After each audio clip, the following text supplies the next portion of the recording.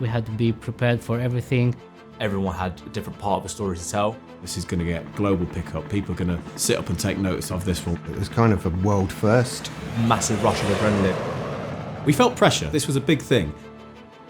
The project is wings through Tower Bridge, and it's involving 2 wingsuiters. The Marcos, Marco Fürst and Marco Waltenspiel. Jumping from a helicopter. From 3,000 feet. Flying through Tower Bridge. Don't know the actual terms of it. I've never shot wingsuits before.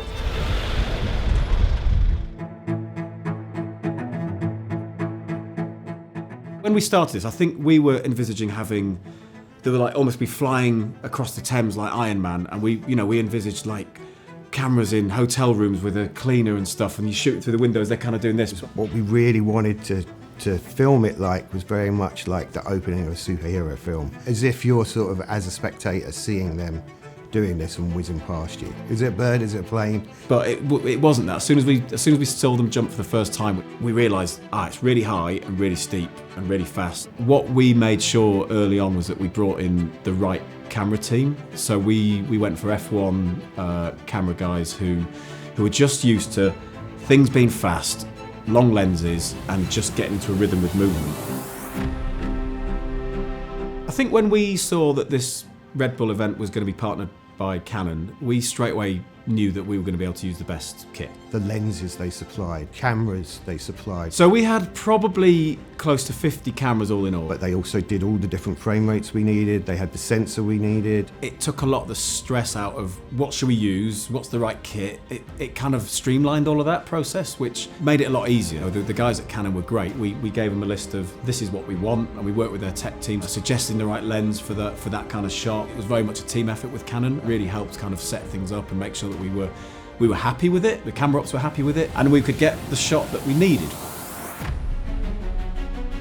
We were using C300s Mark IIIs with UJ111 on there as our master shot. The UJ111 was a key one for us. It gives us that super zoom that we needed. It could get tight enough on the helicopter, it could get the flight through the bridge, it could pull out wide to give us a really nice flare. And then our sort of backup second long lens was the CJ45. The reliability that you knew you could capture the speed and the depth. I used a Canon R5 and an R6. I used the 24-70 RF lens and a 7200 RF lens. So my position was in the boat on the river. We wanted to have this angle that they were flying towards me. So with me I had 2 R3 bodies and 2 RF lenses, 70-200, 2.8, and a 24-70, 2.8 again. We had a lot of guys in our team with the Canon power shots to give us a bit of a UGC feel. Put 12 of them in a bunch of different locations. You've got Peter, who's a flying cameraman. He's got an R5 on his helmet, which was specially built. We used the Canon PTZs on the bridge to allow us to get shots that otherwise we wouldn't have been able to get. We had the heavy lift drone that had the R5C on. It was the flexibility of what Canon was offering that really helped us.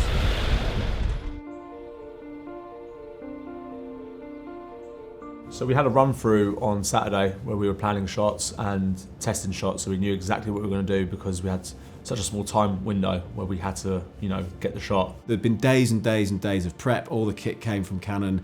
Everything was checked. So all of this had been pre-prepped, labelled, numbered, and then it was off you go. It was exciting. It felt like a film set. It just had that feel of like waiting for Tom Cruise to turn up and jump out of his helicopter for a Mission Impossible film. But it was really exciting. Wake up 3 o'clock at night. And set off around 4 o'clock. It's dark, so a lot of the guys were under head torches. And Obviously we had to work as a team. We did a kind of radio around all the positions to make sure everyone was happy. Testing all the cameras. We had to be as live and ready as we could be on every position. We were just waiting. Started getting the walkie-talkies calls in saying, 15 minutes. Just wait for the final call. All cameras. 5 minutes. And then when it got down to 3 minutes, it was just gone. 1 minute warning. It's on. All systems go. Heart's racing a little bit, adrenaline's coming in. Exit.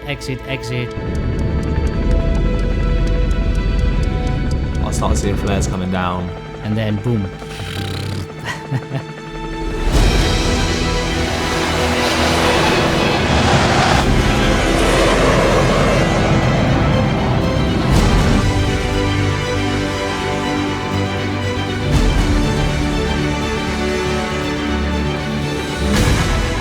I've never shot anything that quick. You're hearing voices from the people just screaming and laughing for the success of the jump. And you're like, yeah, we did it. It was bang on. It was just what I imagined. And luckily, we didn't have any problems. Like every lens and every C300 Mark III and C500 worked perfectly. Every camera position was great. Kind of the planning that Remy had put into the camera positions and the camera lenses was spot on. Being that close with those lenses, it just really felt like you were part of the jump, which was really what we were trying to do, and that's what Canon facilitated for us. It took a while to come back down, just from how quick the movement was. It was insane. Everyone was really happy with the results. Really enjoyed doing this, and I enjoyed being given the privilege to creatively design it. It's been the highlight of my career.